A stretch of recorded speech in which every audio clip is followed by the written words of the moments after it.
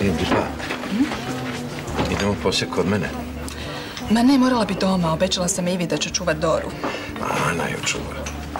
Ali imam za peglat. Gle, sutra ću ti ja pomoći. O, ti ćeš mi pomoć. A kolači, moram speći kolače. Za to već imam rješenje. Dakle, što god ja kažem, ti ćeš uvijek naći neki razlog da ja odem kod tebe. Pa normalno. Dok ne popustiš, nema ti šanse. Ali prvo imam jedno malo iznenađenje za tebe, znaš? Joj, bojala sam se da će se to dogoditi. Evo, izvoli. Pa, mislim, stvarno si, toliko si pažljiv, ja tebi nisam stigla ništa kupiti. Ma dobro, i onako još nije vrijeme za poklone.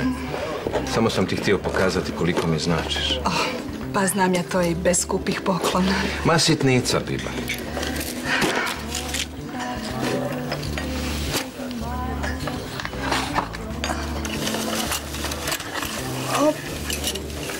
Pa jako zgodno, mislim, da, onak praktično je za kolače, ne?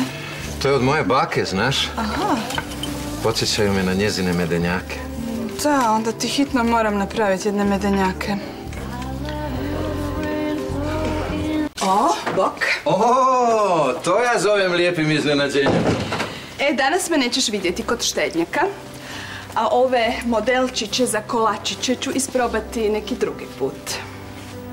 Što, ne sviđaju ti se? A čemu se mogu nadati za rođendan? Možda set suđa, mikser, pegla? Pa, što god poželiš. Pregaču možeš preskočiti, već imam jednu. Aha, znači nešto nije u redu, jel da? Ne, sad bar znam da je istina da ljubav ide kroz želudac. Gle, Biba, što se mene tiče, ne moraš ih nikada ni upotrijebiti. Oni onako za mene imaju samo sentimentalnu vrijednost. Pripadali su moje baki, ko što sam ti rekao. Podsjećaju te na djetinjstvo. Zapravo i puno više od toga.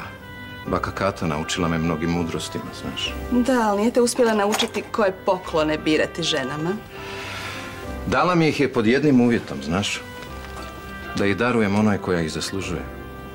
Aha, ja sam mislila da mi želiš poručiti kako mi je mjesto u kuhinji. No dobro, to je samo jedno od mjesta na kojima te volim vidjeti. Znaš, Biba, s dobrim razlogom sam toliko dugo čekao da nekom darujem te kalupiće.